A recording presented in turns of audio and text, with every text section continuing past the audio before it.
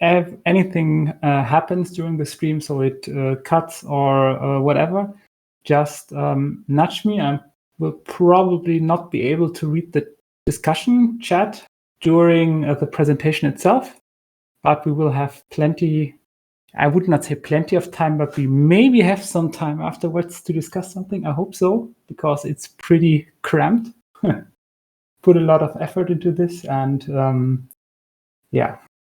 So just nudge quickly. It will be okay for me, I guess.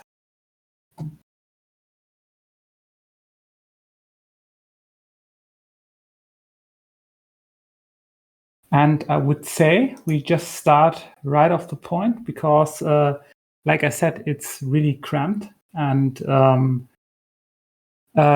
yeah, first of all, thanks for letting me be here and do this panel together with all of you.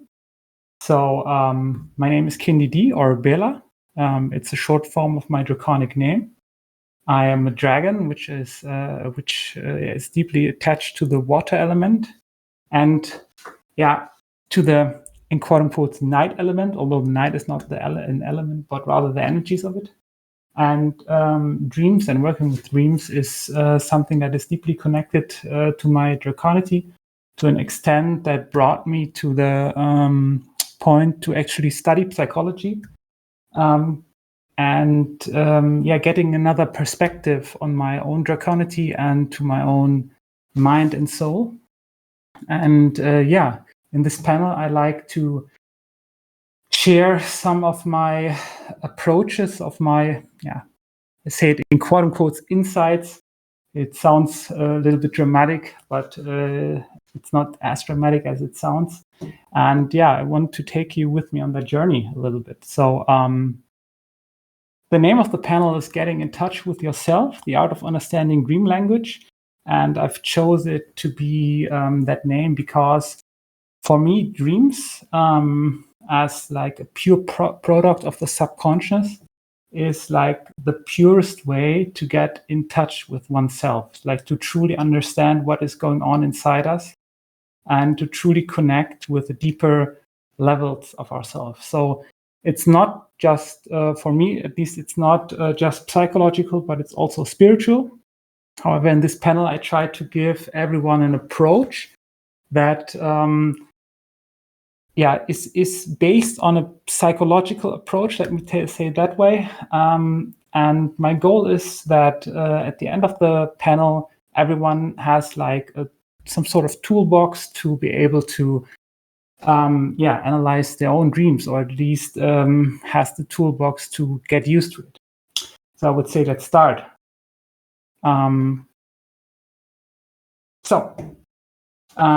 I starting that panel with a, for me, very intense verse from the song "The Moon Has Risen." Some of you probably know it. It's an old song for children. And there's like one verse for me that always stood out, and I've tried to print it down here. And it basically says that we often tend to laugh at things that do not directly show in front of our sights because we cannot grasp it. And that was like even before I had, in quote unquote, my awakening or my awareness, my consciousness that I am a dragon, that also that made something with me. Let's say it that way. The table of contents, what this will be about. So first of all, I'm going to say a little bit the different approaches and the different views on dreams from different cultures. And then I'm coming to the point where the dream to be seen as an ambassador of the unconscious. So we will have a little bit of theory going on. Then we have a dive into symbolism, which is a practical session where some of you, if you want, can contribute. Then we probably take a short break, approximately 10 minutes. So this will probably be around, I would say, 50 minutes in the panel. And then we go to our second part. It will be also, again, a little bit of theory. So what are exactly dreams? What are the theory behind dreams? Different points of views. And then we dive into dream analysis. and I show you a little bit of the methods, how you can approach your own dreams. And then we get to the examples. And one of the dreams that we're going to interpret is the one that Amber has presented in his panel before mine. So let's get started. So dreams in different cultures. So of course, dreams is something that stood out through not only humankind, but like I would say almost all living creatures on the earth, at least the one where you can track that they are dreaming if you want to have an objective view on it. So, but from a perspective of like mankind, dreams in the ancient China were means to exploring the spirit world, right? So they see it that they are not made by the subconscious, but actually the soul is traveling to realms while we are asleep. So it's kind of separated from the body. And the self that we experience is made out of the waking self that is our everyday conscious, and the sleeping self. And actually both selves were considered real. There was no hierarchy beyond to them. So it's not like the one was better than the other one. In ancient India, the world actually is seen as the dream of God. So in the Vedas, so the ancient India spiritual belief system, the soul leaves the body and it basically creates its own setting. So the soul is the root of everything that we consider real, basically. In Norse mythology, dreams are used as a possibility to get in contact with spirit entities. And this is actually not so different from the ancient Chinese point of view. And that is actually something very interesting to point out, because here we have two different mythologies from like two folks of people who are like living on the different side of the planet, but have such a strong and not so independent view on dreams. That is like there's not so much difference to it. So in their belief system, dreams have a prophetic content with messages from the spirit realm. So they receive like divine messages through the dream and connect with the spirit realm. Ancient Maya culture, their dreams also have a prophetic character and contain a message to the dreamer. And the thing is, these messages need to be interpreted. They are most of the time, they are not clear. And even for the ancient Maya culture, they had specialists in dream analysis and dream interpretation. These were most of the time, these were priests or people who have like a connection to the spirituality of the culture itself. And then came some sort of turnaround, let me say that way. In the Greek culture, dreams were used for the diagnosis of diseases and for medical purposes. So, and the first probably very known individual who used that was Hippocrates. And he is one that is, basically the forefather of Western medicine. And he used the dreams for diagnosed diseases because in his views, the body is immobilized during sleep, and the soul does not have to cope with the external life situations that it would have if it's like in the everyday waking life. And it can perceive deficiencies of the body and depict its condition in dream images. So actually, the body and the soul are be seen as two different entities in the Greek culture. So the waking consciousness, the soul is a servant of the body, and only at night the connection to the body is loosened. And what you can maybe see from this perspective to this whole topic is that it pulls through to modern medicine as well. So the modern materialism says that usually diseases are based on physical deficiencies, and only like very, very modern times we kind of get to the point where we see, okay, there's like this field of psychosomatics where like the psyche can actually create diseases as well, bodily diseases, of course. So there's an interaction of both. But this is where like this main thought was coming from. And the next topic I'd like to talk about is the dream as an ambassador of the unconsciousness. And here we dive in to the first views of psychoanalysis. So the first time dream interpretation was listed as a separate subject area was in scientific psychology. And Sigmund Freud is probably a name that is at least some of you might heard of, is like one of the grandfathers of psychoanalysis, if not the grandfather. And he has like a special view to dreams. So he says a dream in the baseline, if you condense it down to a baseline, he says that the dream is the fulfillment of an unconscious desire. And based on this fundamental, he created basically some sort of hierarchy on how to interpret dream language. And he wrote the first book, the first scientific book on dream interpretation. So his theory was basically that we have like a latent dream. So the latent dream is basically the true face of our unconscious. It contains all the desires and impulses that are formed, and they are stored in the latent dream. So it's the true face, the real hidden message.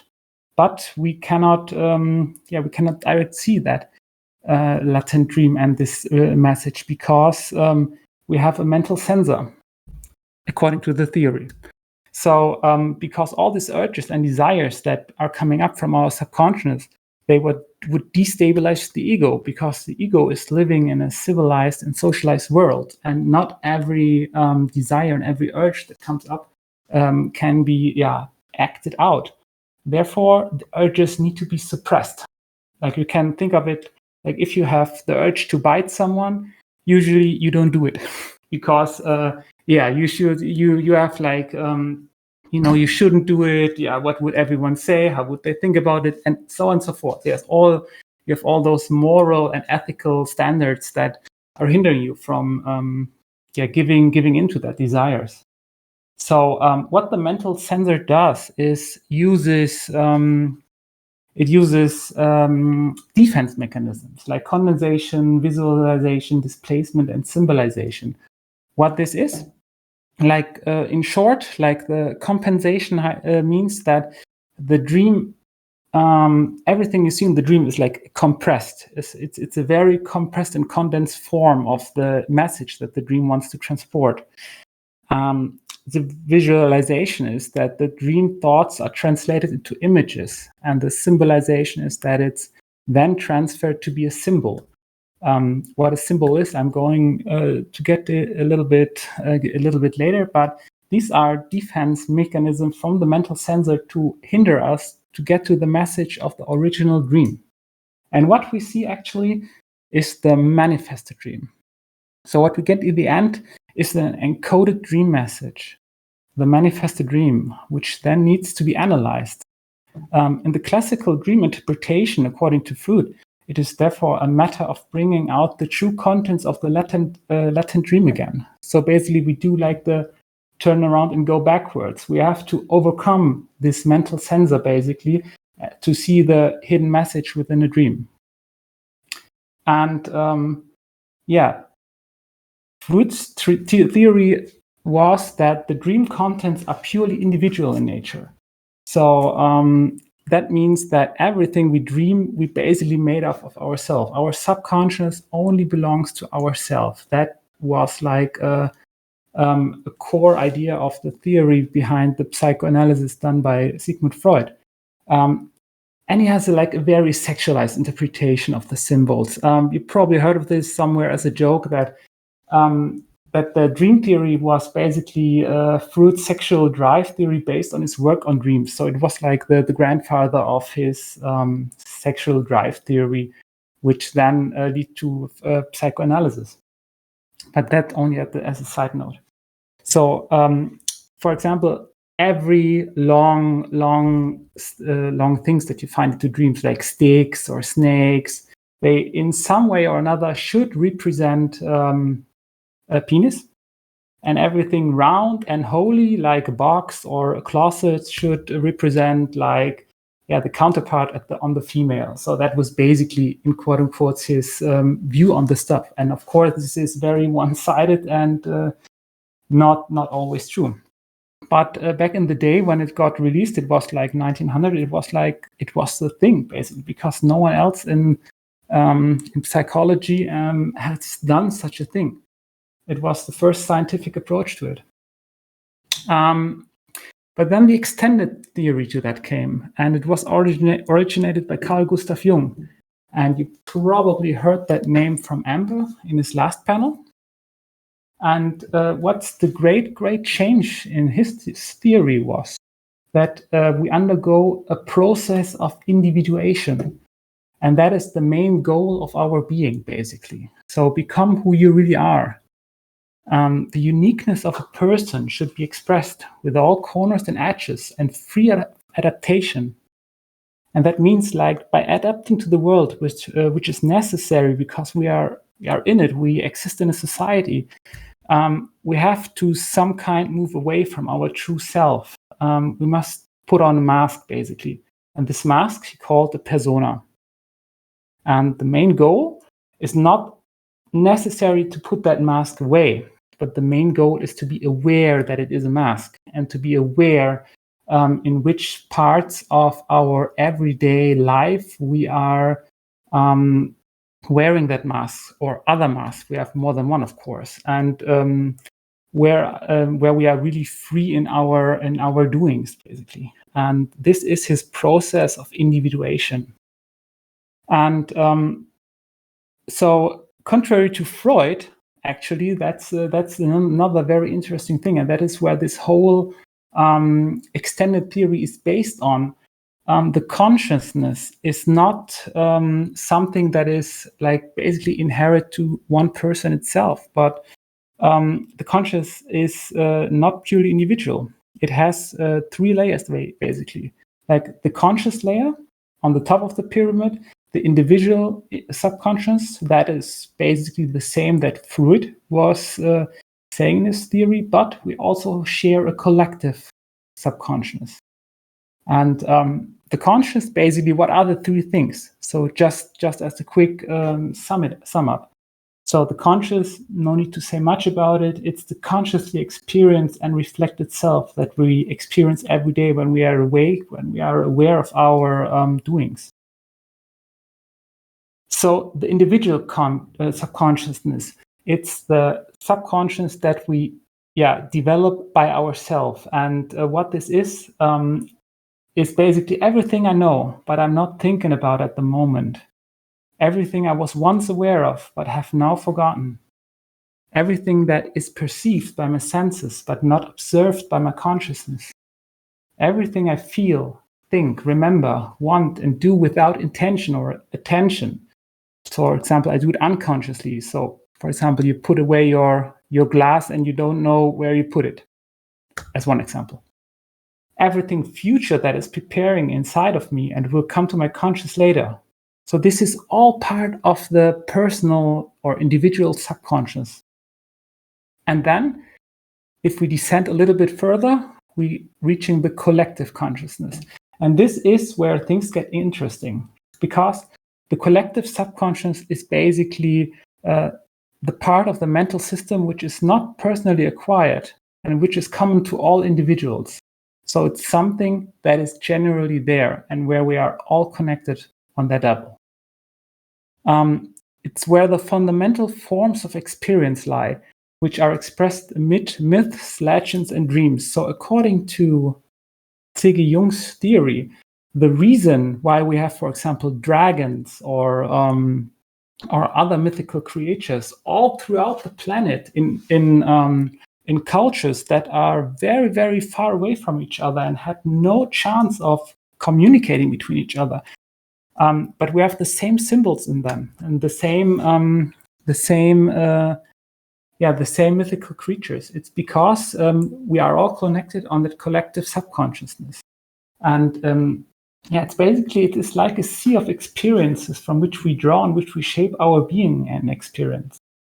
And it's the home of the archetypes. So the so-called archetypes can be imagined as forms that give structure to something that is not visible.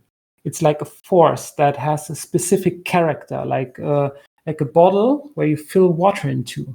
So the bottle itself, if you would take a perfect bottle, perfect one, quote unquote, you wouldn't really see it.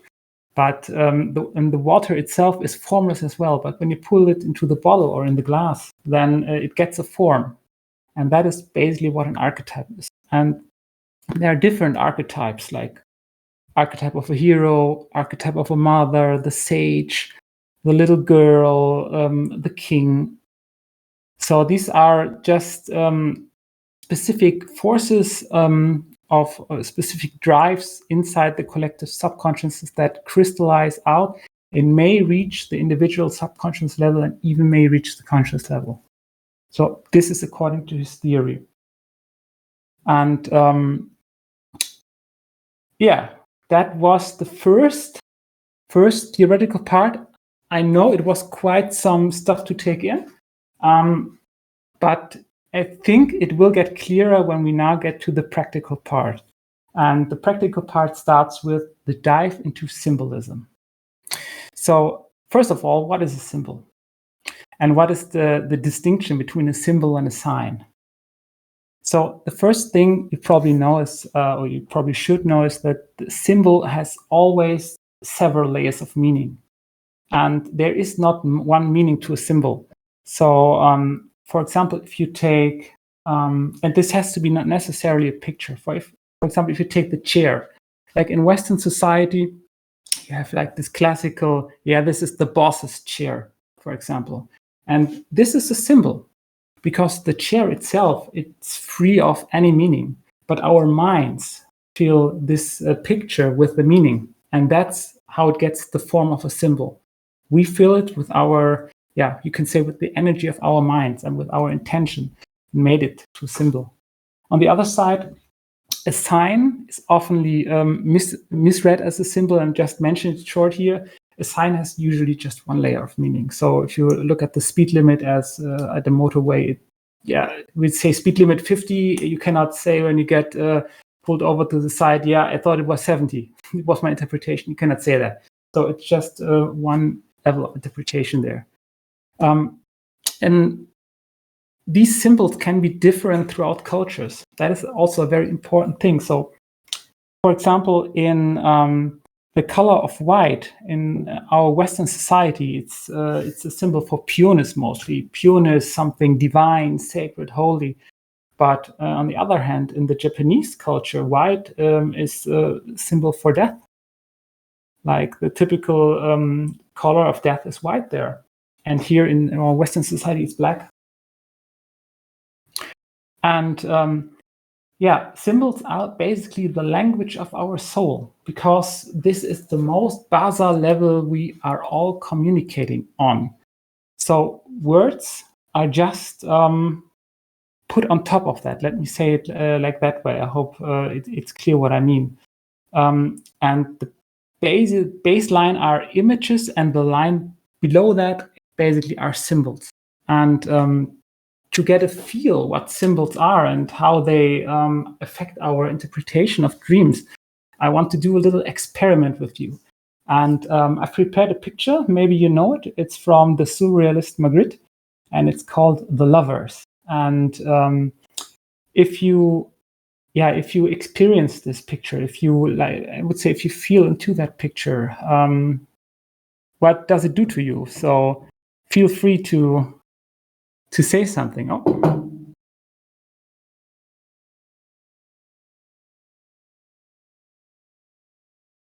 So anyone who wants to step in front and says what he perceives when he sees that picture, on any level, doesn't care. There's no wrong or right.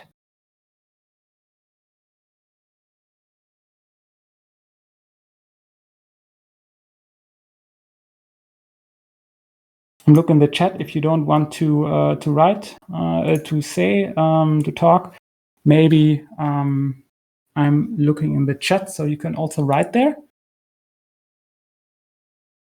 That's actually two men. One of them is simply not wearing traditional Western male garb, okay?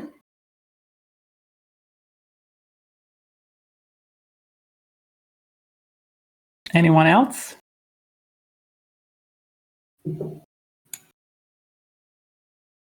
Feel a little uneasy. Yeah, exactly. Somehow it makes one feel uneasy. And it's good that you say it that way, because it's not always what we see there and what our cognitions are telling us. It's also what we feel when we see the image.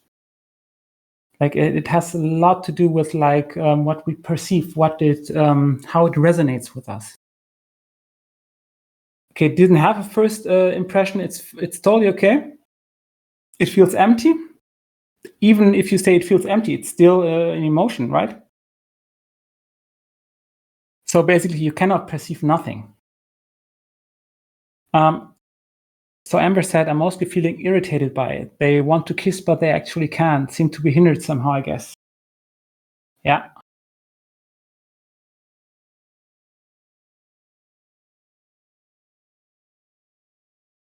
And maybe one more.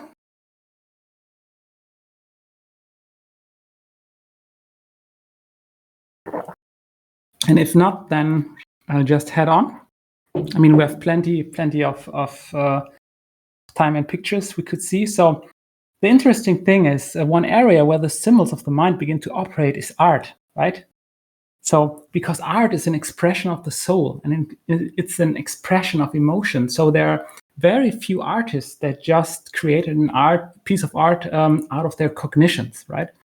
So it offers a glimpse into the inner world of the artist, similar to what a dream does. But the dream is in text form, usually when you write it down at least, right? You don't live it in text form, but when you write it down and present it to the world, basically, it's usually in text form. You can paint pictures, of course. But especially when it's not consciously created, it's like it offers like a door to the inner world of the artist and the person. And what I feel, what makes the irritation even I would say not only intensifies the irritation, but what gives a little bit sense to the way of everyone feeling that irritation is the way why he drew it that way. And the background story is that Magritte's mother committed suicide after a prolonged period of depression. And the body of his mother was found in the river, and it's said that it was found by Magritte himself. And the body has his face wrapped by the fabric of her skirt. And Magritte discovered her mother in the river. And what the pictures show and the symbols show is Magritte's way of dealing with that. So that is why the picture, that is one reason why the picture is somehow uneasy to us, because it's an uneasy topic, right? And it's depicted in that picture, in that frame, in that message that that the piece of art is showing us. And if you go over different art pieces of the surrealist Magritte, you see that he has a lot of pictures where he actually didn't paint the face. And it is said that it's everything because Magritte has this trauma because he found his mother in the river with the skirt over her face. And this is basically the background to it. And also one of the other favorite pieces not to be reproduced. It's actually a piece that that resonates pretty much with myself. You also see that you don't see the face, but it has like another dimension to it, and that's why I also want to put it to the panel here and to discussion a little bit. So it's the another picture where you see a symbol, basically, where you see symbol or symbolic meaning in a piece of art. And before, I let you see my own resonance to it. So again, what is your resonance to that picture? if you look at it? What do you feel? What do you see? What do you not see? Who wants to try?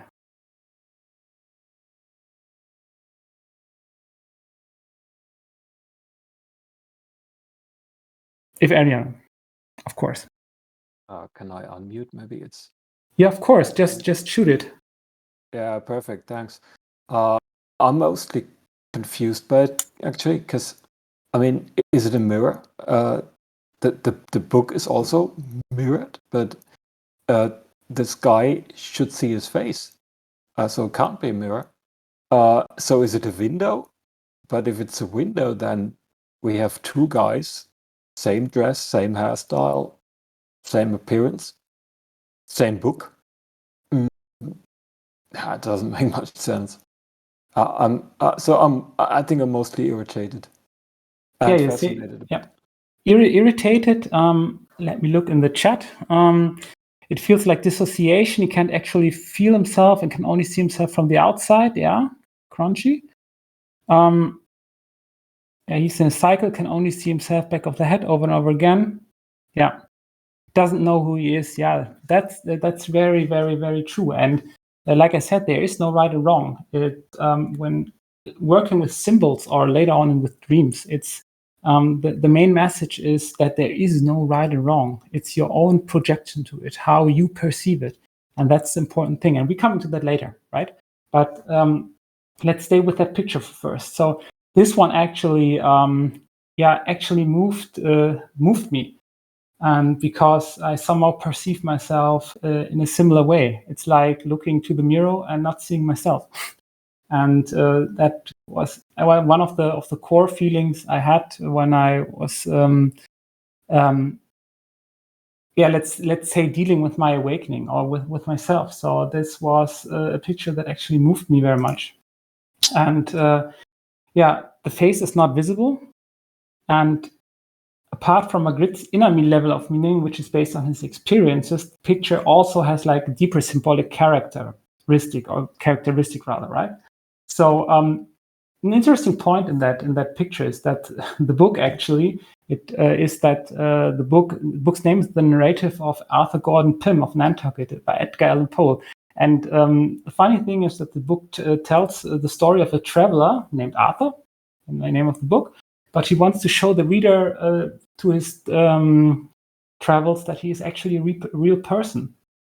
And that is, of course, a meaning that interacts with his picture as well. Like, does the man in the mirror trying to convince himself he's a real person? But he somehow he can't. There's like an invisible wall that is hindering him from saying that to himself, right? And it's a very, very, very intense picture in my opinion, and I wanted to share it with you. On the other hand, we have like another artist, again a surrealist, who's also doing surrealistic art, but in a kind of different way. Maybe you know him, Dali, Salvador Dali. Probably the most knowable picture is that with the floating time, where you see the clocks that are dripping like water.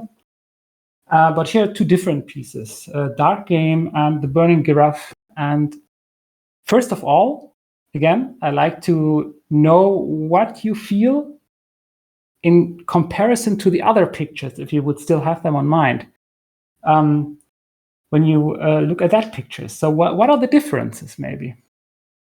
Are there different emotions? Are there different forms? What is the difference here?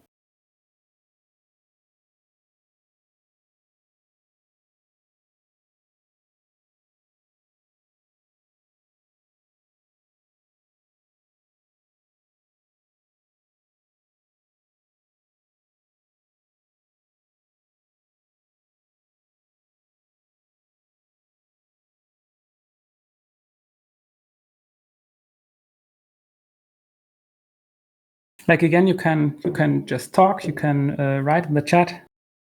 The one on the right seems a lot more creepy, Double says. Amber, I love Dali. Fascinating, confusing, disturbing. Yes, they are disturbing. They are disturbing. Jackmanka, honestly, the dark game is unsettling for me because it resembles many of my most chaotic and nonsensical dreams, which I often have when I'm sick or otherwise under stress in the waking world. Yeah, I get that. Yeah, can feel that. I often cannot stay asleep for very long when having dreams of that natural. Yeah, unsettling. Yeah, feeling an ambient and vague confusion and interest. Yeah.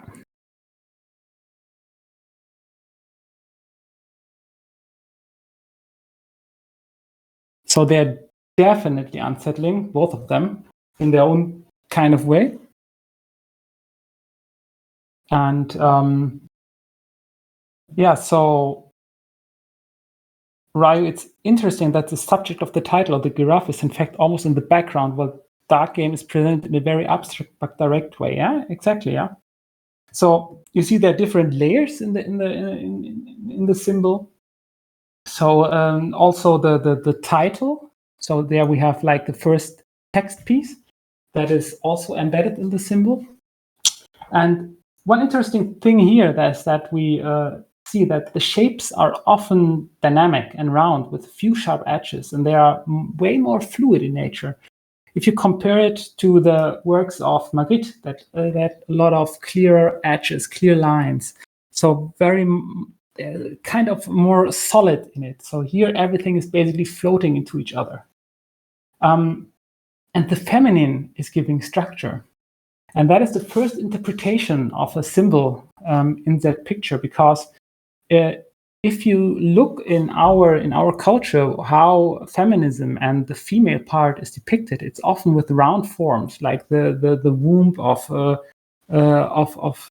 woman, and the breasts, and in general the round forms. So that would be the first interpretation here, that the feminine is given the structure. Also in the burning giraffe, you see that the person that should be depicted in front does resemble somehow a woman, right? So it looks feminine, although we don't see the face and the fine details. And actually his inner world is rather unstructured. He has compensated, and Dali has actually compensated his lack of inner structure with a structure on the outside world. And his lack of inner structure is really depicted in his art here. Actually, Dali, and that is like some historical fact, Dali has built up a not consciously dependence on his wife. And after she died, he loses that structure on the outside, and he decompensated, and his mental illness broke out. And he had an illness, in the I think it was the schizophrenic diagnosis in some way or another. And I think when you know that, of course, you can see it rather, I would not say rather clearly, but you get to the point, right? And you can see the mechanisms on how different minds are working with their inner conflicts. So here we have like a lot of unstructuredness, and that led to schizophrenia or psychosis. On the other side, when you go back to Magritte, he is like way more rigid in his emotions. So he had trauma, but he's not decompensated. He did not decompensate, so he doesn't develop a psychotic breakdown or something like this, because he has that inner structure, and that is also depicted in his art. And so that was like the first part. 40 minutes, great. And I would say we make a break of about 10 minutes. Everyone can grab something to drink, grab some snacks, and we can then jump into our second half. I think it's good. So I do that as well. Hope to see you back in 10 minutes. So it goes on at around, in 10 minutes. See you in 10 minutes. Okay, here we are, back again. Hope everyone is ready. Grab the last snacks, drink the last drinks, and on we go. Thanks. So the next part, again, will be a little bit of theory at first, and then we will dive in our next and final practical part, where we going for the examples of the dream interpretation. So hi, everyone.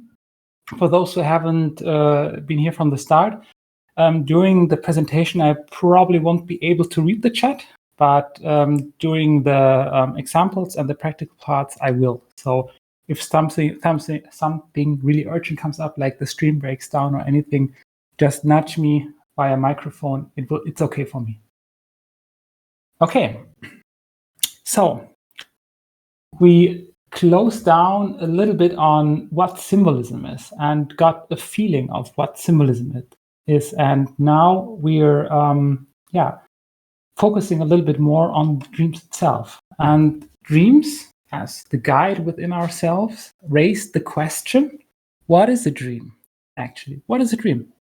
And we also saw at the start of the panel that different cultures had different approaches to that. So what I try to do here is to give you all a slight overview what the current stance on science says about this. So what does science tell us currently?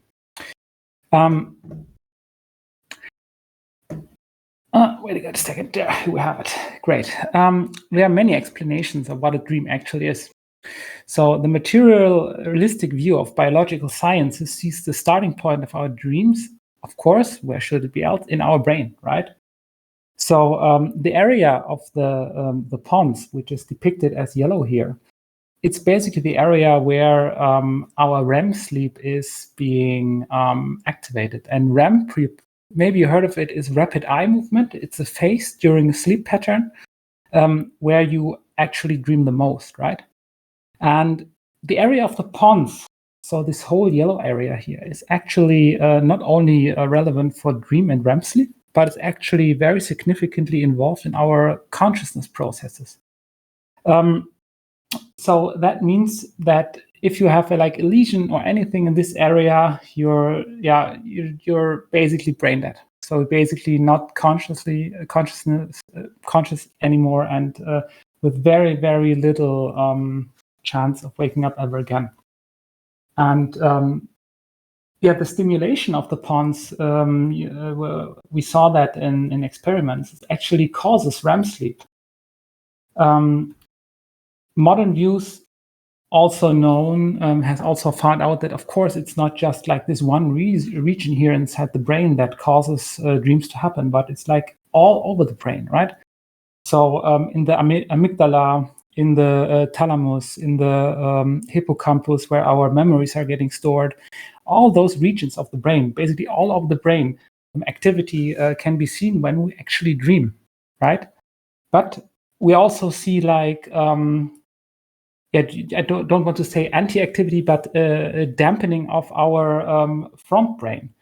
So the frontal brain is mainly switched off during dreams, and in this region of the brain, the higher brain functions are being located, like the critical thinking and logical thinking for the most part, and that is why we most of the time don't have clear logics inside the dream.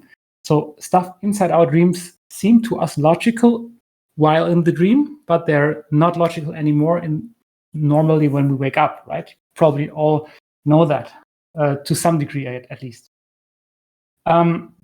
So in dreams, you often have those fight or flight situations. And these are very, very basal reaction patterns, right? That we also see in a lot of animals. And that the cause is that because the dreams occur, and the cause of the dream occur in such basal structures that it's it's also the same parts of the brain where these reaction patterns are getting triggered, like fight or flight, or rivalry, striving for dominance, fighting situations, and so on and so forth. And the activation of the deeper and paleontological outer brain regions in a dream causes a stimulation of archetypal patterns or instinct-bound readiness. And this is why we sometimes experience during a dream like I said, these classical situations of fight or flight, or these basal functions. So when we know basically from one perspective at least what a dream is, right? Or at least what it causes. It's not like what a dream is, but rather what was the cause of a dream. The question arises, why do we even dream? So what is the function of the dream? I mean, we could basically live without dreaming at all. So why do we dream, right? And the question actually is not clarified. So there's ongoing scientific research in that area because it's so unclear. So let me pull the light to some of the actual psychological theories that we see about this. So we have three main hypotheses on why we dream. And this is like I said, a psychological theory that I present here. So the first hypothesis is the dream is a mixed product of our consciousness and our unconsciousness. And when we look at the levels of our consciousness back in the model from Carl Gustav Jung, you probably remember the conscious level, the personal subconscious level, and the collective subconscious level. Then we can say that the dream arises from the encounter between the consciousness and the unconscious. So it encounters at this borderline here where we dive deeper into our subconscious regions from our conscious.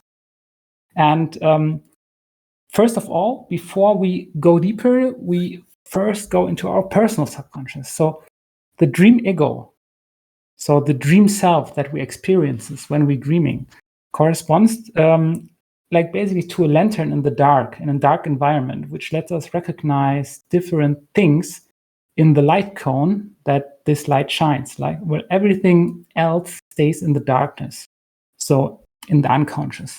This is a metaphor for it, basically. And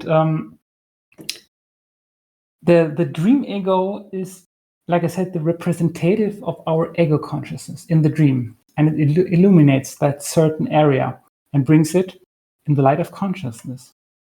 And actually, that dream ego has the tendency to descend further and further and further down in the subconsciouses, through the personal subconsciouses, and eventually reach the collective subconscious level. And it takes the material we use from the dream, in the best case, from the collective subconscious. But usually it doesn't. Why not? Because it gets stuck in the personal consciousness.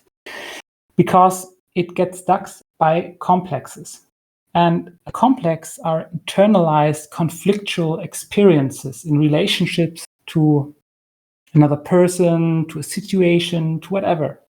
And this conflicts arises emotions that, for example, fear, anger, shame.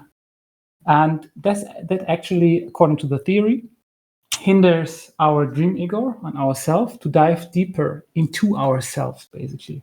Because then we take the dream material not out of the collective subconscious, and we take it out of our own subconscious. And we use our own metaphors and symbols for creating the dream stage. So these are the so-called neurotic complexes of the biographical unconsciousness. And the images and the stage the dream produces are coming from there. If they were not there, we can dive deeper. And that's also the cause why the key of the theory that I've presented you from Carl Gustav Jung is the process of individuation. So our main goal in life, from a psychological standpoint, at least, or from one standpoint, should be to resolve those complexes, because then we can go deeper and deeper and deeper and discover even more of our true self that is not hidden by complexes that we gain through our personal subconsciousness.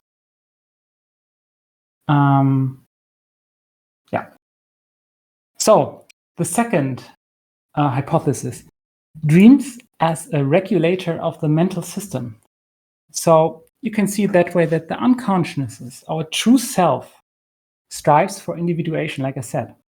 And the dream gives messages and solutions to the consciousness actually to achieve this. So this is called the finality of the dream. Like the dream has always a solution that it offers, right, for our problems, and a solution to offer for our complexes, for our neurotic emotions that hindering us from getting closer to ourselves. So dreams have basically a similar task for the mental system as hormones have for the biological system. They are basically a counterpart of our consciousness, like two sides of a coin. And in order to have a regulating effect on the consciousness of the ego, the dream compensates the consciousness. And the dream reflects ourselves. That's why I've pointed the mirror here. It shows things that we do not want or cannot see because it is blocked by our defense mechanisms, for example, and because they are either too traumatic, we don't want them to see, we push them away. And it presents us with these puzzles, and we need to put the pieces together to see the overall picture. And moreover, it is necessary for the development of the psychic organism to aim at goals or to give directions. And this is accomplished by the final orientation of the dream. So like I said, it's like the finality of the dream, so the solution it offers. The dream aims at a final purpose, at a fulfillment of an unconscious plan. They have an inherent future-directed meaning. And if you let that go down your throat a little bit, then you see that it has that this theory has actually a connection to the ancient views of the dreams. So dreams have a prophetic content with messages from the spirit realm. But let's exchange the word spirit realm with our collective unconsciousness or with our true selves. Then it is basically the same thing, right? So we see that actual scientific theories are not so far apart from the ancient points to the ancient points of views that ancient cultures see dreams at. So just different kind of wording, because in scientific paper you cannot write spirit realm, then who would print it, right? So you have to find different words to present the same messages, and it's kind of unfortunately it's kind of how the world works, but we have to deal with it. So, but third, what is the third hypothesis why we dream? And the third one is that the dream is an illustrator of our interpsychic dynamics. So our mental system is constantly working. You can not only see it like from a psychological point of view, but also like from a biological. Like when you look through your eyes, basically go down a street, and you try to remember 5 minutes after what you have seen. Usually you just say, okay, there were some cars and there were some trees, but actually the brain and the eye recognizes everything, like from basically every 100-degree angle the light is getting into our eyeballs, right? And it is selecting. The brain is selecting the information that we find important for our life. And what happens with the other information? It's still there. It still gets into our brain because it reaches our iris, our eyes, right? So all this information gets somehow internalized and somehow is working inside of us, right? So the unconscious, our true self, strives for individuation. Let's keep this as the guiding line here. And the dream gives messages and solutions to the consciousness to achieve this. And the organ of the consciousness of the dream is the dream ego, which dives into the unconsciousness and brings the unconscious material from the complexes where it gets stuck to the surface, into our conscious. And once this barrier has been overcome, the archetypal areas getting to the surface. So the dream, it's a quote from Carl Gustav Jung. The dream is a spontaneous self-representation of the current state of the unconscious in symbolic form of expression. So that means that the dream ego, like I said, dives into the unconscious and brings this material from our true selves, this material that is basically there, to the surface, that we can actually look at it with our ego and interpret this. So the purpose of dreaming, if you combine these three hypotheses, is basically to stimulate a communication between our consciousness and the unconsciousness. And thereby a mental balance is restored. And in the end, mental development and growth is made possible. And this is actually, when you look at it, a very, very positive formulation, because that means that we are still striving for development, for growth. We want to grow, every one of us. And that is actually something very, very great. And I think it's kind of, it kind of compensates everything we have when we have like nightmares or bad things happening during the night, and we wake and we are afraid and we have like emotions. It's always because we want to grow, and the dream wants us wants us to grow. When we look at these messages and when we try to find out what they want to say to us. So the dream is one of the driving forces within the process of individuation itself. And this is one of the main points to take away here, right? All throughout this theory, the dream is the driving force there because it's the direct communication device to our true self.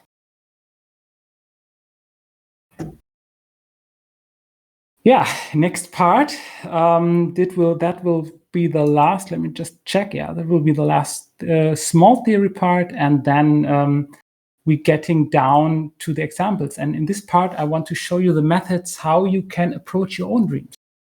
So now that we get an understanding of what a symbol is and how we can deal with it, how we approach a symbolic meaning, and basically, in a rough sense, what a dream is and what the purpose of a dream is. I now want to show you some methods on how to approach your own dreams. And the first question one should ask is, why do I want to analyze? So what is my own purpose if I want to analyze a dream? Because it's something so intimate, right? Is it practice for myself? Do I want to get to know myself a little bit better? Am I going to make an interpretation for others? Also, do I want to give them hints to keep them developing further and further? Is it a therapeutic context? Am I working with a patient here? So does he have like a severe suffering that is trying to get resolved? And of course, how close am I to the dreamer? Is it some distant person? I don't know. Is it a brother, a sister, a good friend, someone that is very close to me and that I interact often with? And these are questions that one should ask all the time when or before analyzing a dream. Let me just check the chat. Okay, I hope everyone is still there. Okay, I see no new messages that anything broke down, so I would continue. So yeah, what is the goal? Why do I want to analyze? That's like an important question you should ask before analyzing. And now we come to the one of the core parts if you want to look at a dream and you want to see the symbolic meaning and the meaning of the dream itself. And this is the subject level versus the object level. So that means the dream between the outer reality that we all live in and our inner realities. And these are basically two kinds of perspectives how we look at a dream. Because one of the core elements of a dream interpretation is the perspective, because the symbolic character, like I said, is not unique. It has multiple meanings. And the perspective, how you look at it, at a symbol, leads to a different interpretation. And that doesn't mean that it's right or wrong. Right? If you have chosen this picture, when you look at that symbol at this log here, when you point the light from one direction, it shows E. When you point it from the other direction, it shows B. But it's the same. It's the same log. So the E is not more false than the B, right? So it's the perspective you look upon the symbols. So the symbol, as I already said, always has several levels of meaning, and it's dependent on how you look at it. So there's the subject level, and that basically means the dream, it's you. And there's the object level. And that means basically taking a dream literally. And I have a few examples to this, for this to make it a little bit more clear. So a subject level means that understanding the dream on a subject level means that every component of the dream, every character, every tree, everything in the dream is symbolically related to the dreamer itself. It's all part of the dreamer because it's all made up of the dreamer itself, right? So they represent in pictorial form parts, forces, and dynamics of one's own unconscious as well as the collective unconsciousness. And it has a high degree of symbolic meaning. Let me give a little example here of the dream. A group was gathered on a green hill. My mother was, it's not my dream, by the way. My mother was also there. The goal was to leave the old world and start something new. I wanted to go ahead, but I did not want to leave the old world. My mother said, we'll go with them for once, and then we can jump off in time. We don't have to stay with it until the end. Short dream, and we want to look at it from the subject level now. We'll give you a few seconds to read it through over again. And this is a dream within a therapeutic context. I got it out of a book, actually. So if we want to look at the symbols and we want to interpret that on a subject level, we have to first gather out some symbols that we want to interpret, right? So the first of all is the group that wants to leave. And the group can be interpreted as a series of people unknown to the patient. It's a collective and symbolizes something from her collective unconscious because it's a collective. Here in a deeply unconscious layer, there is obviously a movement and a mood of departure. This corresponds to a spontaneous impulse for development from the unconscious. So the baseline of the dream is where the dream starts. The group wants to leave somewhere, and that means movement. And from the subject level spoken, it's intrapsychic movement. Then we have leaving the old world. So what is the old world, or what can it be? The point here is not that the patient should move somewhere externally and spatially. It's a subject level, and it's connected with the old world means her previous mental state and her previous attitude towards life, from which she is set out for something new. And the third symbol is the mother itself. So the dream image of mother could be an unconscious facet of the patient here, who does not want to commit himself and who goes along non-committedly. It could also be the patient's matriarchal archetype, so the mother archetype, which gives a positive statement and persuades the ego out of female wisdom and gives female wisdom to the ego to simply begin the undertaking. And thereby this archetypal layer takes away the fear from the ego of doing this journey and taking this next step to development. And this is basically the way how you do a subject interpretation on the subject level. So you see what may the intrapsychic dynamic mean. So what is the goal of the dream? So here in this example, it is a mental development, a step towards something, a mental development towards something. That could be anything. It's not clear here, right? So that is something that you would build out in a therapy session, for example, what it exactly is. The object level, taking dreams literally, it's the other side of the coin, basically. So in the object level understanding of the dream elements are assumed to be identical with the real objects in the external world. And the meaning of the dream on the object level concerns the relationship of the dreamer to those people or objects or things or circumstances that are familiar, right? So the dream elements are identical in the outside world. And relationships to outside beings and objects are projected here and taken into account. And also I want to give a little example here. So another dream from the book. So short, I went to the beach with my daughter and wanted to go swimming there. By chance, the teacher was there too. He totally ignored me completely. He was lying on the beach in a group of people and then also pretended that as if he was not there. So through the dream, the dreamer is told in no uncertain terms that the relationship with the teacher is a phantom of her desires, that he wants nothing to do with her, and that he should stop such fantasies, so that he is loving her. With the support of the dream, she can now try to stop such recurring fantasies about the English teacher and to stop imagining them. So basically, the patient suffered from paranoid schizophrenia with delusions of love. And the love delusion was so distinct that the patient consciously could not be dissuaded from the fact that the teacher would love her. And only through the dream it was possible to get that message to the conscious, and the inner message could then slowly distance herself from the thought and from the delusion that the teacher is in love with her.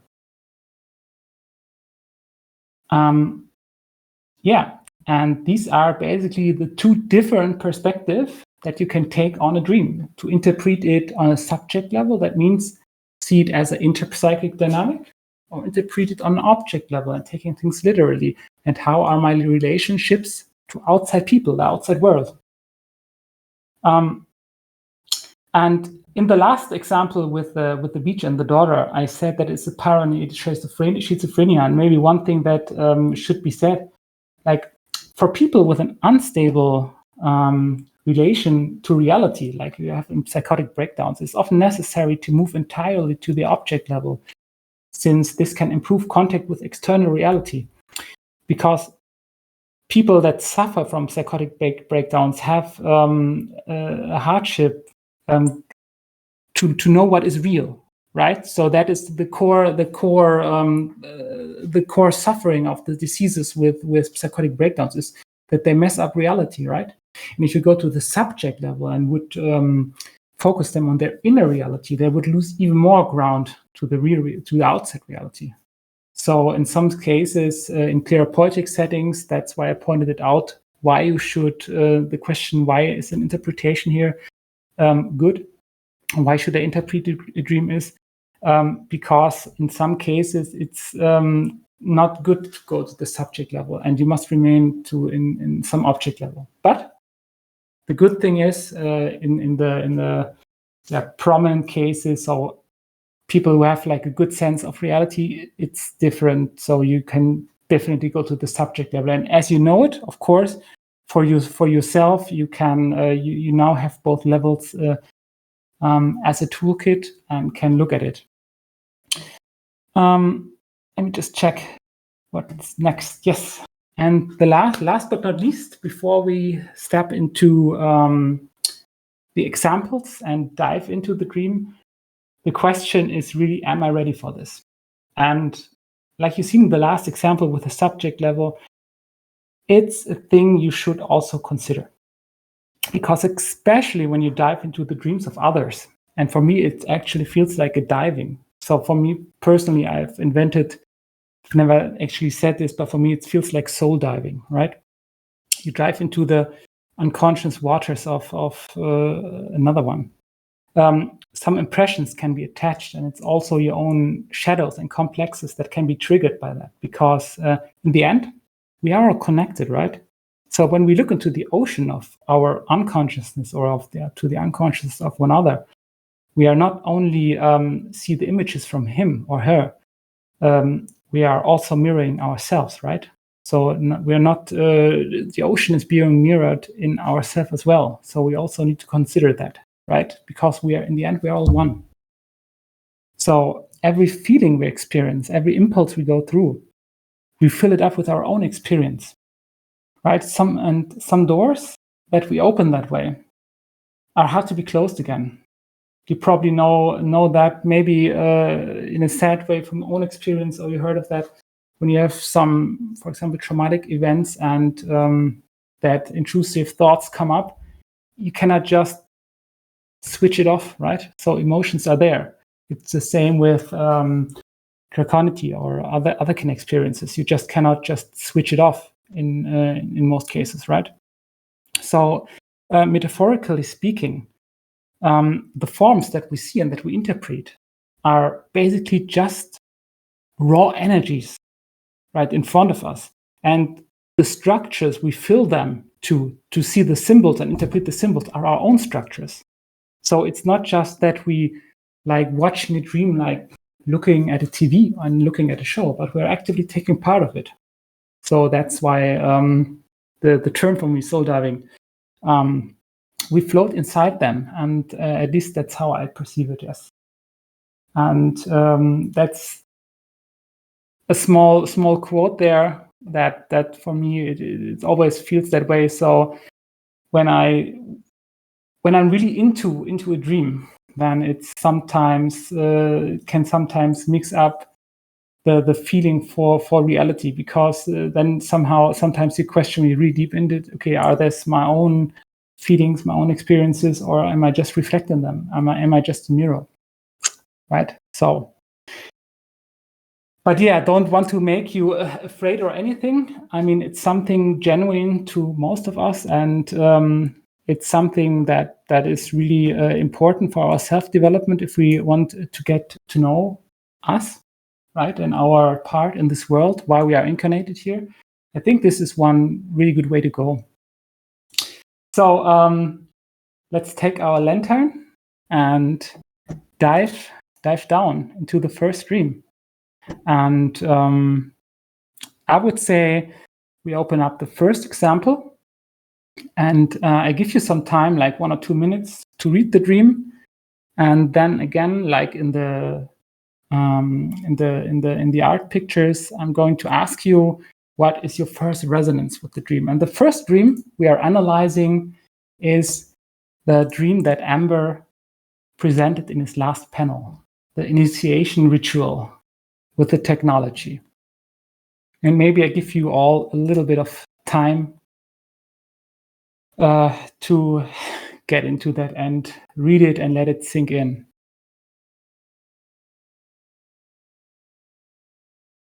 And I take time to read the panel discussion.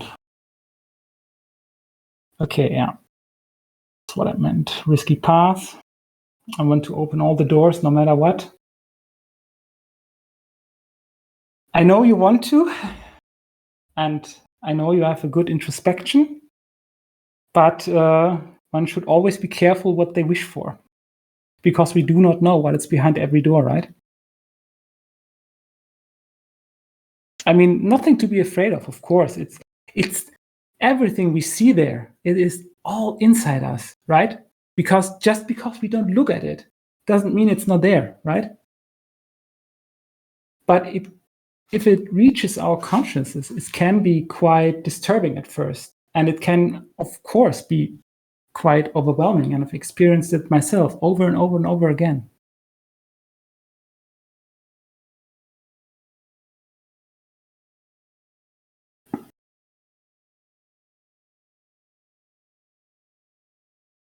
So let's just read the dream for everyone again.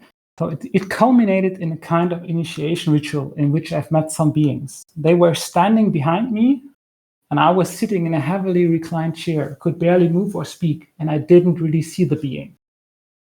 They were talking about my species, and one of them said that I was a skrigma, if I pronounce it correctly. The term is nowhere really to be found. I couldn't have picked it up anywhere. When I thought of dragons, it said, "You're a being before whom the concept of dragons pales." That was extremely confusing. It also talked about software, nanotechnology, reminded me of protogens. I said, "That sounds interesting," and thanked it. At the end, the being started a new phase of initiation by dumping half a glass of golden beer-like liquid over my chest, swallowed a bit of it, and then I woke up. And yeah, maybe first of all, again, the question, what is the first impulse? I think this is like the most important thing when you read through a dream, because the first impulse is normally not a cognitive one, because it's the first emotional impulse. And then later on, when we try to analyze cognitively, and we are trained to analyze cognitively because that is how we work in our society, it's pretty analytical. We sometimes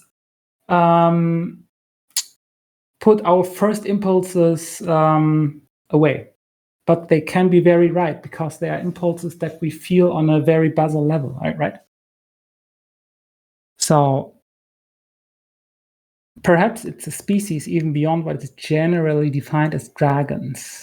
Okay. That the term dragon doesn't fully cover the experience. I take it bluntly, maybe if you explore the stream, might be more to the identity that it currently is. So what I read here, and that is something to be at least aware of. You are biased. We all are, right? When we look at the dream, we instantly put something over the dream, and we instantly said, okay, in what context are we currently? Okay, we are in a we're focusing on the dragon part, right? Because we are on a Draconic summit here. We all are otherkin in some way. Like we have this concept, and this we have actually at first we have to take a step back, because these are concepts, and when we go with that concept towards the dream, it gets biased and the interpretation is biased.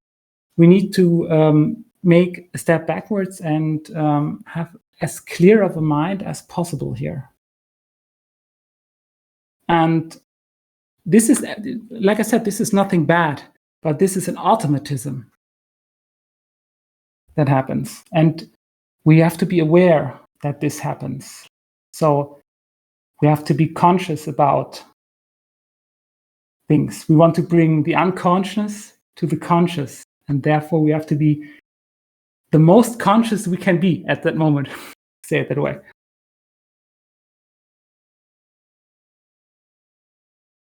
Yeah, okay, yeah. Biases are both obvious and also so hard to catch at the same time. I know. That's why we are biased, right? The ritual part is interesting. But a sort of vagueness, whatever, the dreamer is the object of sacrifice. Yeah.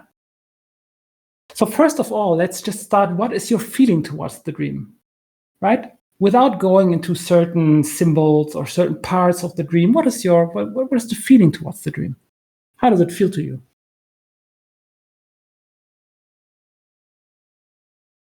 It's positive, yeah? How does it touch you?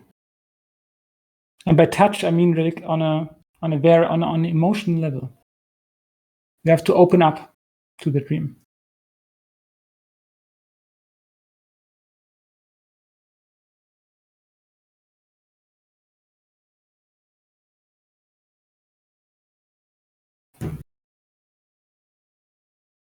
Sort of confusing, actually. Yeah, it is confusing. Everything feels a bit vague and open for interpretation, and that's the point, Shimi.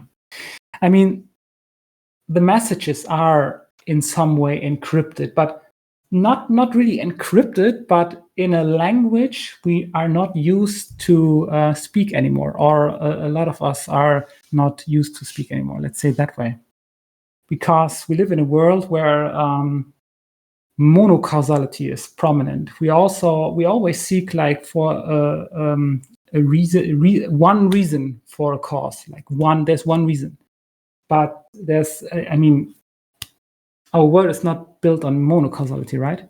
And neither is our mind and our soul. Like there's always multiple outcomes to one reason, and always multiple reasons, right? So that's why it's actually confusing. So maybe Amber, you want to talk a little bit with me about it? If you're there?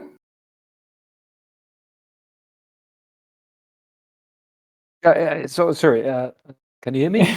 Yeah, I hear you perfectly clear. Yes, at your service, Captain.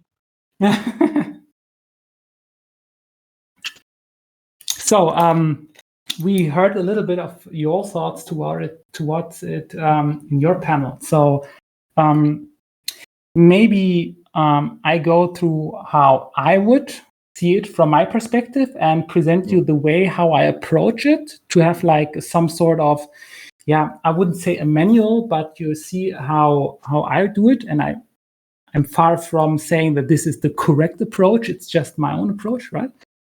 And so first of all, when I look at this, I ask myself, where does the dream start? So the dream has a starting point. Usually in the dream, we just start somewhere and we don't know how we get there. So some of you might know this from the movie Inception, but it is like that way, right? The dream starts somewhere, and that is the starting point of the dream. I always try to look at it and see what is the starting point of the dream. And so this would usually be then the base setting, right? So where does the dream start? And from here, a journey starts, almost like a performance in a play on a stage, right? And the stage is built by one's own consciousness. And here we can start at having a look what a ritual is, or rather what our own cultural thoughts on what a ritual is, right? So the start of the dream is it culminated in some kind of initiation ritual, which I met some beings. And you could say, like, a ritual in our society in general, you can say that ritual is a sacred act, right? Rituals were often used for spaces to communicate with the divine or the higher beings. Like doesn't need to be a church, but can be an ancient, naturalistic, pagan religion, anywhere, right? It's used as a place to communicate with higher beings. And you can say that this dream is like set as a ritual, right? It's an initiation ritual. And just check. Yeah. So what's the second point that stands out as base setting? That I was sitting in a heavily reclined chair, could barely move or speak, and didn't really see the beings. So again, here we could say that the dream starts with the rigidity and immobility of you. So you're anchored in an armchair, barely able to move. So, and of course you can interpret this in several ways. Like, it means that in some way, your mental state to some degree is anchored. You're not like free to move. There are certain topics, anything that is hindering you from moving to see the things clearly, to see the beings you're communicating with. You're like, the stuff is happening to you. You're not taking part of it, basically. So you're very passive here. So this is basically the start of the dream, right? So it's a ritual setting, and you couldn't really move. It's passive. Would you say that is something that you also see here? Yeah, totally. I mean, the whole setting has got some rituality to it. Yeah, absolutely. Yeah. And well, I can say that this feeling of being immobilized, it somehow felt a bit. Yeah, I wasn't really fearful, but also it felt a bit uncomfortable. Not too much. Yeah. So this is the starting point of the dream. So the second question I would ask here is, what is the base conflict in a dream? Because similar to a play, the dramaturgy of the dream is built on conflicts. So there's an inner friction point in a dream, like an energy that makes the dream memorable, because that stirs up emotionally so that the contents become accessible to our conscience. When we perceive, it is through differences and boundaries in general, right? So this is the friction points of our being, or a part of our being, that causes us to perceive something. If everything was be the same temperature, we wouldn't perceive like that it's hot or cold, right? If we wouldn't touch like a wall, we wouldn't perceive that it's there, because if everything would be the same, there would be no perception. When everything is smooth, there are no differences and there's no energy that builds up. So from my point of view, the inside is like the outside. Like the mental world is like the physical world in a certain sense. An energy potential can be built up only by difference to an energetic opposite pole. Like you can see it, for example, if you see it from a physical standpoint, you can see if you put a ball on a table, it has a potential energy because it can potentially fall down because there's gravity, right? But if there wasn't gravity and this ball would be floating without any energy, it wouldn't have any potential to move in any direction. You wouldn't sense any force that would drive him, right? And I think this is something that our mental world is also giving us, because I don't see difference between the outside world and the inside world. So that is one reason why dreams are conflict driven. Without the conflicts, we wouldn't sense anything. It wouldn't give us a message. So if we want to work out the conflict, we have to see, okay, what sort of conflict can be here, right? And what stands out in that dream? And for me, personally, what stands out are dichotomies. So the dream is filled with opposites. So they were standing behind me, I was standing and sitting. It's the opposite, right? Software and technology versus a glass of golden beer like liquid. So it's technology, something that is artificial, versus a liquid, water, the essence of life, right? So it turns out that the dream seems to be about differences or opposites, to say it a little bit general at first, right? So technology is something masculine. So at least from our point of view as a symbol, of course, right? It has rigid structures, fixed motion sequences. There's no decisions on their own, right? It's for the same case with robots, for example. They move how we program them, right? They have, at least if it's not an AI, they don't have like a will on their own. And fluid, on the other hand, it's the cradle of all life. Life itself is born from fluid, if you say so. So a lot of creation myths are built up that way, like Tiamat, everything. The world was water, and then something was created from it. And liquid has no hard edges. It's mostly round in shapes, and it's adaptable, it's flexible. And also it's like the contrast to technology.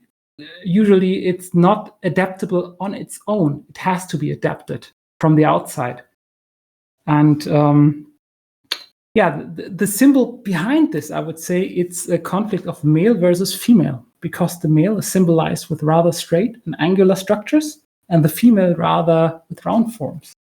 So you can say that from one perspective, the conflict of the dream seems to be about control versus trust, autonomy versus dependence as a base conflict here, right?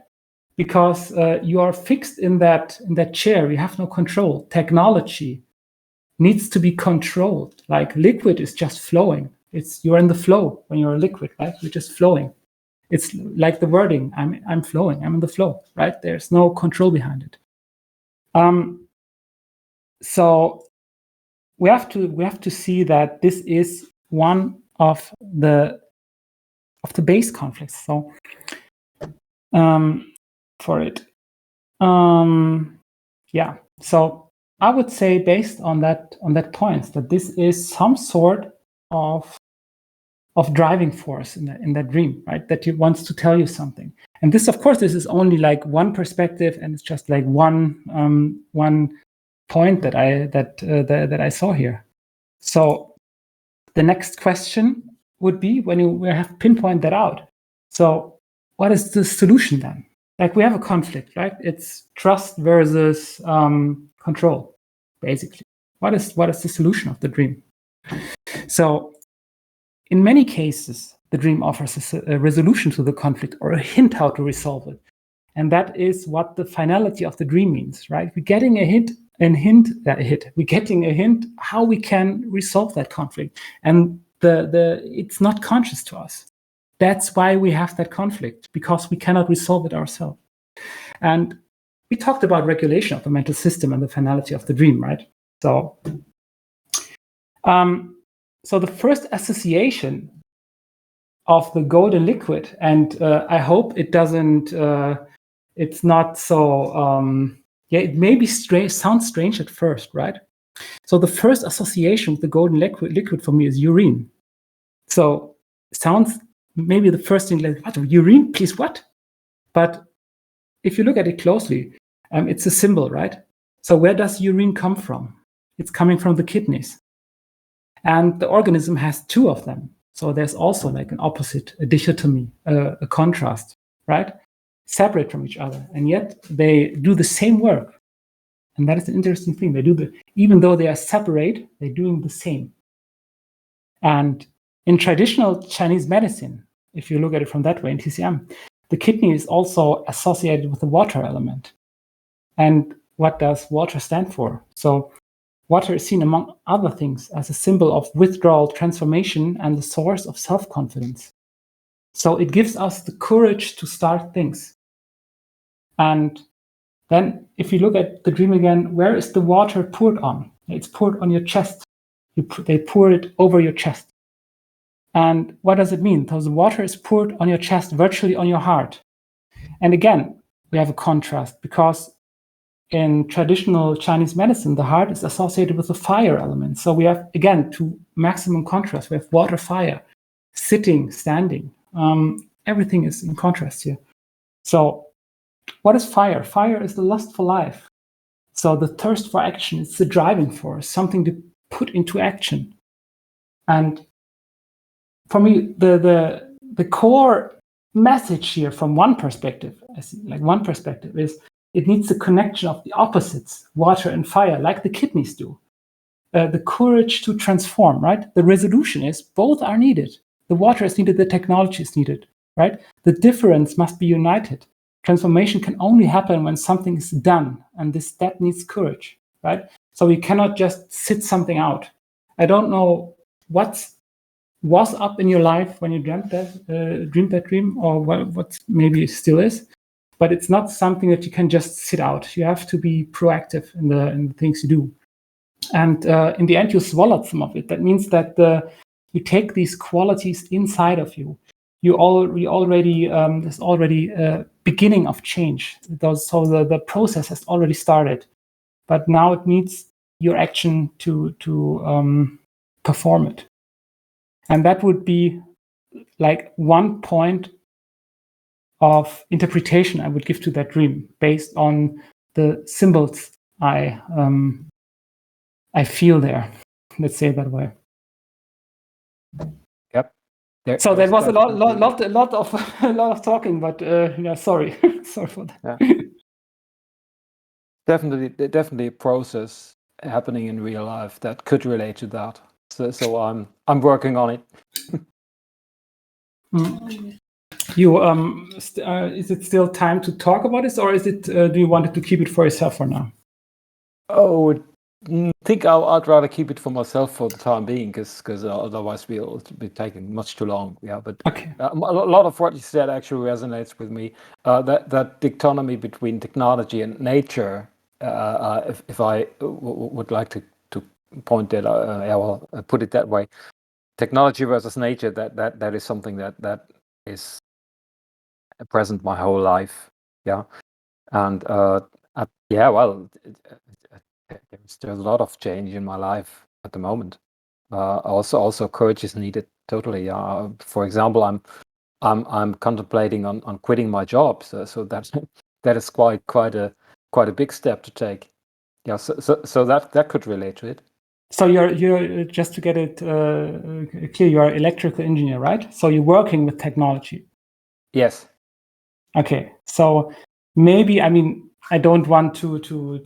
I think it's important to not give a clear interpretation, because it's always biased by the own emotions you put into it, right? Because you should rather animate the other one to associate their own things. But it could well be, for example, that it could be, for example, make that step from the controlled technology to get more in the flow, what you really want, what you really are, right? Getting the flow of stuff, right? That's what I'm trying. Yeah. Yeah.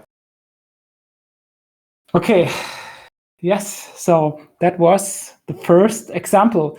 So before we go to the second example, I hope you could follow I tried to explain it the best I could. So maybe ask everyone here how do you feel about it? What were your impressions when I put it out that way? How was it for you? I mean, if you're still with me, of course, right? I mean, we're quite in it for quite some time.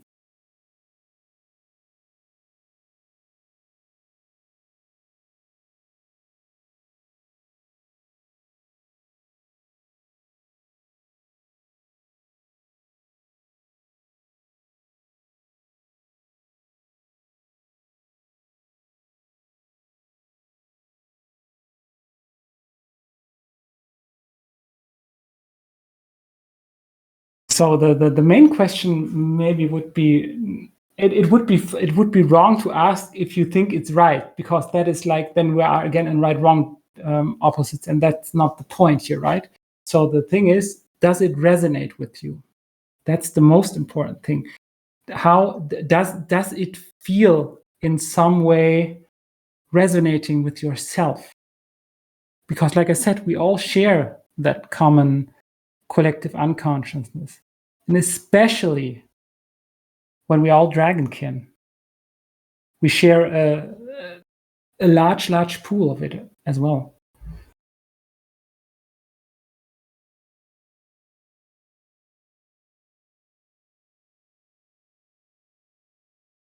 And like I said, it's just a perspective, right?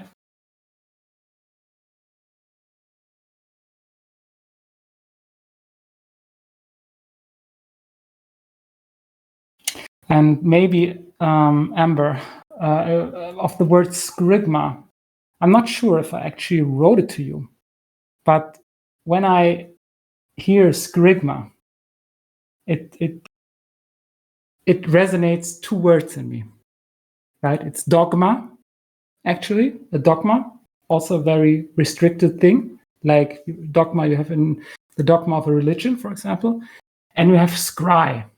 And scry, actually, I looked it up. It's an old word for some sort of fortune telling. You're looking into a glass bowl, doing spiritual stuff. So right. So you have like some sort of scry dogma. So you have maybe you have like a future in mind, and that is for you somehow dogmatic. And in either way, how that is connected to you, like this is it was coming up for me, right? So it's fascinating that you have to keep it wide open. This is different to dream interpreters I've seen here and there before, where each component has a different meaning, and that makes sense. Residual energy in some reason, yeah. So this can also mean, like I said, there's nothing right or wrong when you do it, right? The only thing that you should prevent doing when you interpret for another person is to say that this is that you have basically the all-knowing truth, because that's not the case. It's just our own perspective, right? And especially in therapeutic contexts, you want that the message of the dream should reach the dreamer by itself. You don't want to take it away. You don't spoil a movie, right? If you spoil the end, so what? Right? It's the effect is not there. So it's the same with dreams, right? Okay. So one last example. This is actually a very interesting one. And these are the examples. This example as well is not from a book. It's an example of the dream that I've interpreted for someone. And of course, it's anonymous. You probably don't know. Him, her, it, they, them, whatever. But it's not from a therapeutic context. Let me say it that way. And maybe give you again 2 minutes to read it. And then we try to, break it down and see what it does. And if we could get a grasp of the language, if we could read the language.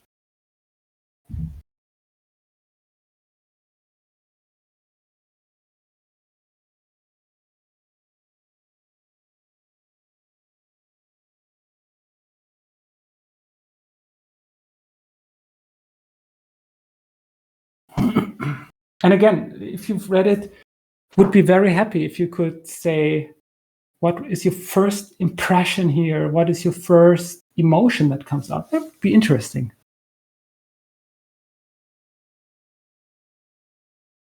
And again, one thing, try to take a step back. Try not to read I'm a wolf and I'm walking through the winter forest and get into that state of, it's an otherkin dream. It may be, right? Maybe. But first of all, try to take that step back and view it neutral.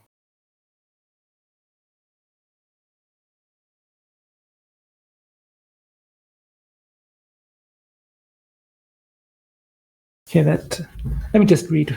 That dream has a lot of unpack going on it. My first impression were that it reminded me of Balto 2 Wolf Quest, where the main character meets the spirits of various totem animals, and each one, in its own way, teaches her something. Until by the end, the story she has prepared for her destiny as the leader of the wolf pack. Yeah. So, very objective way of view it. Yeah, it's good. So you say the dream should teach. They're teachers within the dream. Yeah. They're teachers. Yeah. Quest of the self. Yeah.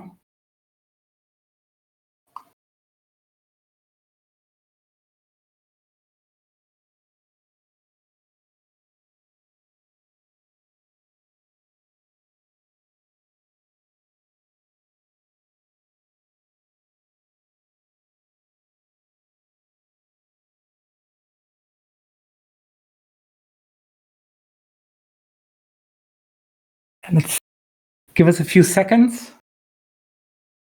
To me, it feels like someone is analyzing their place in an ecosystem of sort and their relationship with the beings of the ecosystem. Yeah. It's really interesting to read all your perspective. It's great. A guide, lead the dreamer towards a certain understanding. Yeah, exactly.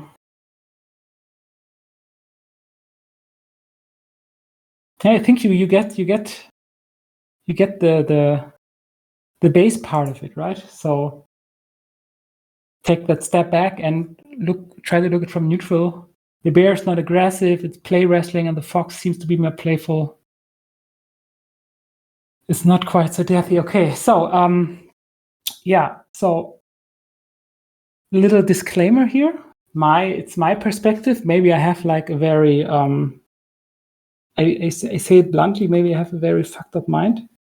But the first impression here and the first emotion probably condensed best in the following quote. So there's a chasm between me and the world outside of me, a gap so wide my feelings can't cross it.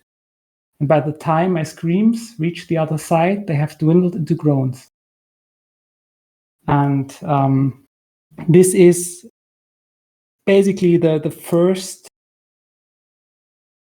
emotion that comes up. And how that made me actually kind of that intrigued me kind of to dive deeper into this. And maybe let's start where we left. So first we start, what is the base setting of the dream, right? From my point of view. So the first emotion the dream triggers in me is terrible loneliness. A terrible loneliness, like an endless journey through a world where there may be not anything alive, right?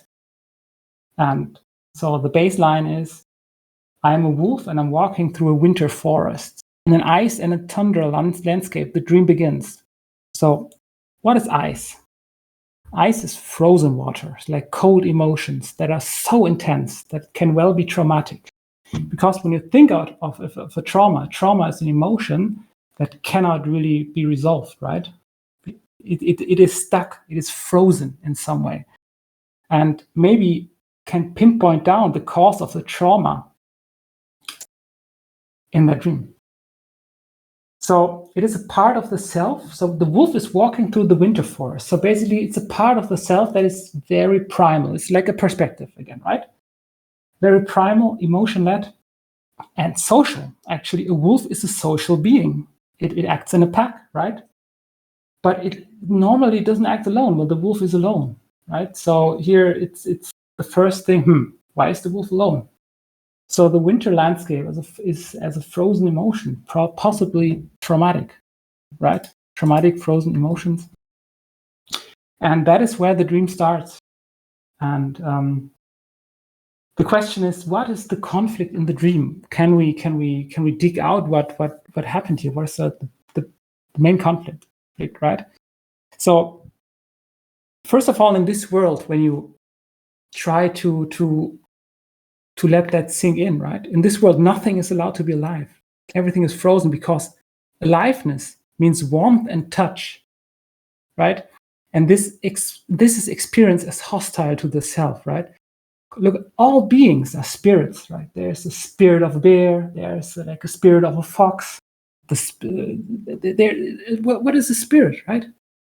Spirit does not live in the direct sense. It is there, right? But it's ethereal and it cannot touch itself. Like it has no body and therefore it has no corporality, right? It is just there, but not really alive. And there are two symbols that actually stand out for me personally here. It's the bear, and it is a symbol of a strong and masculine, right? You say it, you're hairy like a bear. And the tree as a symbol of life and fertility, which stands in the center of a frozen lake. So for me, the symbols in this dream show a disturbing picture. Tumbling and wrestling down with the bear, where the bear here can be seen as a male symbol, right? No aggression here. It's about power. It's like about pure power. Because feelings cannot be experienced. I guess there's aggression, but in this ice cold traumatic world, there's emotions cannot be experienced, right? So the emotions are frozen. And physicality, the touch, it is seen as unapproachable, and it is seen with symbolic death because, like, the spirits are actually in quote unquote death, even though, right, they're in some sort of mixed state of death and being alive. So the frozen lake with the tree in the middle, the tree of life, a symbol for fertility and in general, and the lake in which the tree stands, the water from which all life springs. And this can be a picture for the uterus, right? So the events we see here, well hidden in the unconscious, is actually a rape, and it's a symbolic expression of it. And I do not know whether this is actually experienced rape or is it a perceived rape from some emotional trauma, right? But that is how I feel it actually when I look at the symbols, right? So also the fox. I spy the spirit of a fox, and with eagerness I give chase. Around and around the frozen lake, I chase the fox until it finally manages to escape and flees through the trees into a hole. Right. So the fox, if you go to Asian and Japanese symbolism, it's also a symbol for fertility and sexuality and seduction in the Asian region. Right? So he's pursued around the lake, flees through the trees in a hole, and if you think of a female body or the lower parts of a female body, where can someone flee through, in quote unquote, trees to a hole? Right? I think you get where I get to. So foxes, but on the other hand, foxes are also considered smart and strategic. So it's not all negative, right?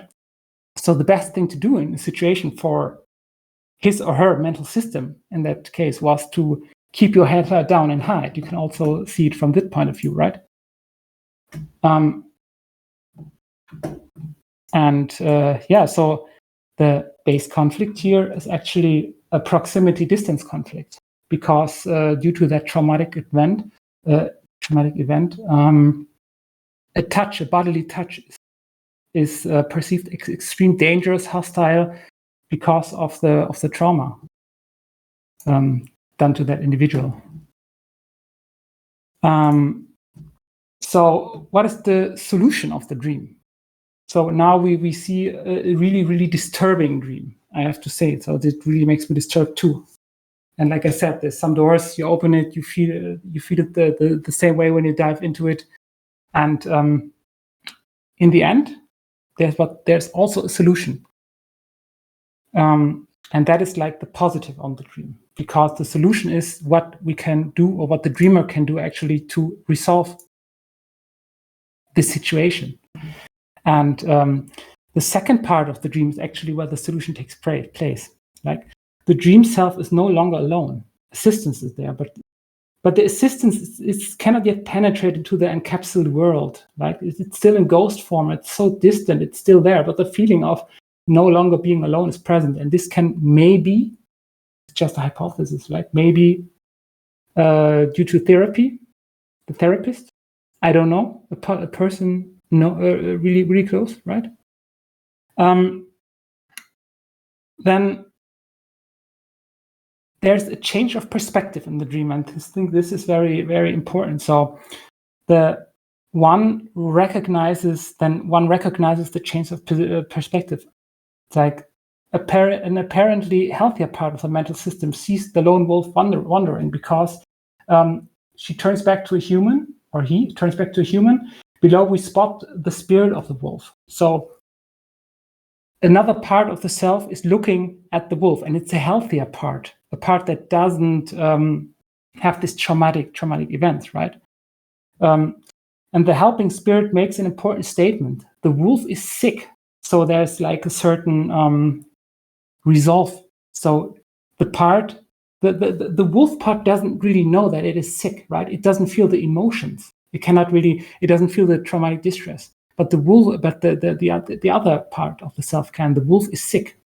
Here's it's about the admission that not the world, the external outside, is sick. So not that it's cold and icy and that I'm alone is the sickness, but the wolf itself is sick because it creates this world. The subconscious creates this world. This mental world is created from the inside, right? So this was only made possible by the change of perspective, since the wolf is too trapped in his suffering and his self-created loneliness to acknowledge that. But this part of the soul is still too hurt to be reintegrated, right? It's still splitting off. It's dissociated, and it's rejection to take its place again. The part is to be made muzzled by killing it, so it should be muzzled, and that's why I think the only solution to help him is to kill it. And then the resolvement is you must learn to focus.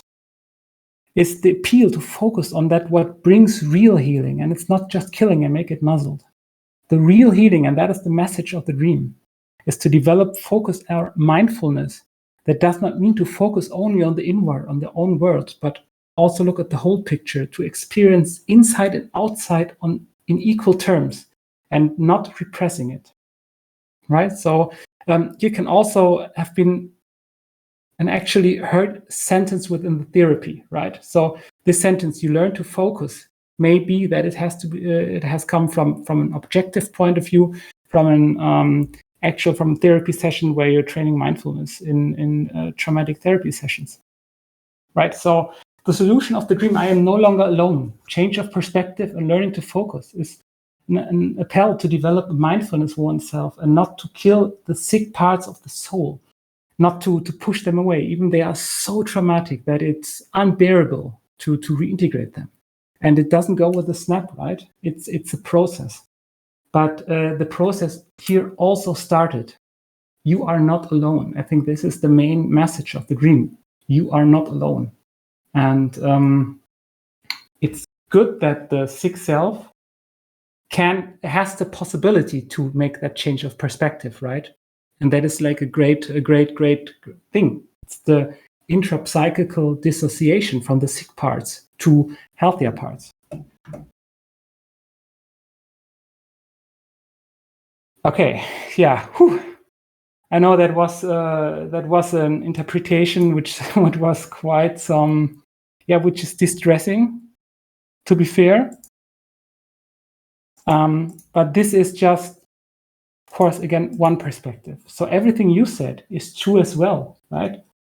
So, and that's the important thing, is not to write it basically down and give it that way to the other one, because wow, what is happening, and right, because that actually stops development, because development only happens if the message is coming from the inside.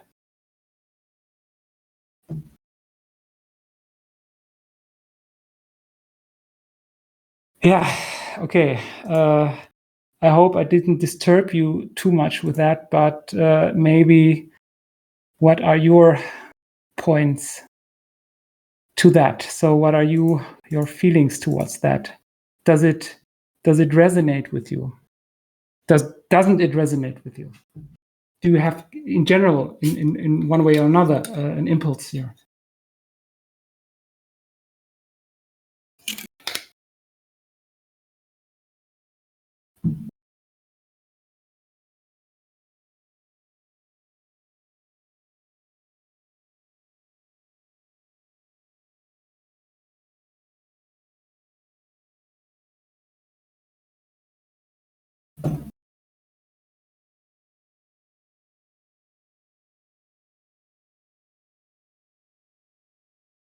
Yeah, actually, I thought I wasn't sure if I should leave that out because it's for me. So when I first, swam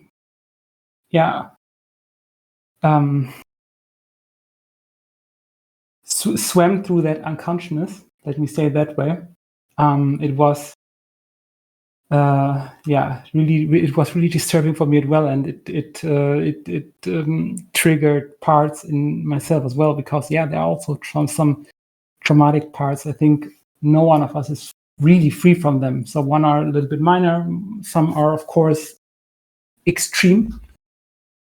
Yeah. But we all have them, and that's why we get triggered. And that is what I meant by, like, if we stare into the ocean of the unconsciousness, basically, if we stare into our own depths, we get stared upon, right? And something is staring into us as well. So it's always a back and forth. It's no one directional way.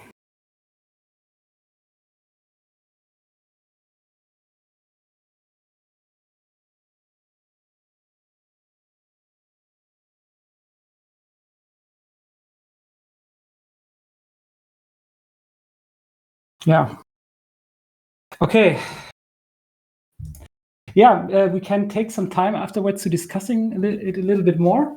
But I want to end this panel for now because we've reached 2 hours. It was really an intense one, but I really hope, and I really really hope that you could take away something for your own, right?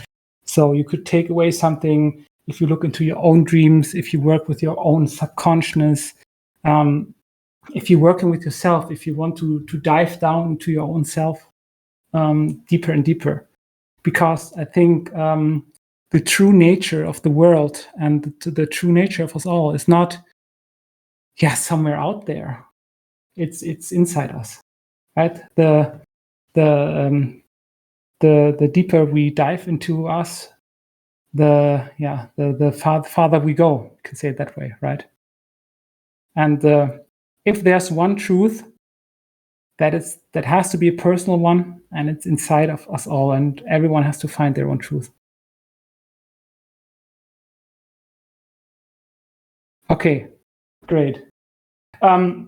If you want to have the literature, let me know. So this panel is getting recorded anyway, so we probably see then. So most of the work I took for the theory part is actually in German, but there's probably also like an English translation to it. So I've put out the English titles, but you just have to look for it. Okay. It's then thank you that again that I was able to host that, and like I said, it's coming from the heart. It's like a really really topic from the heart for me, and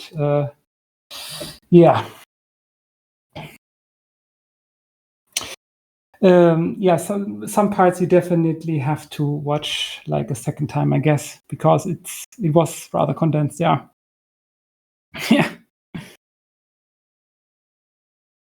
Okay, then great. Let's have like an active discussion. I wish you all a great day. So here it's already 2 a.m. I think I'm going to be here for another hour or so, and then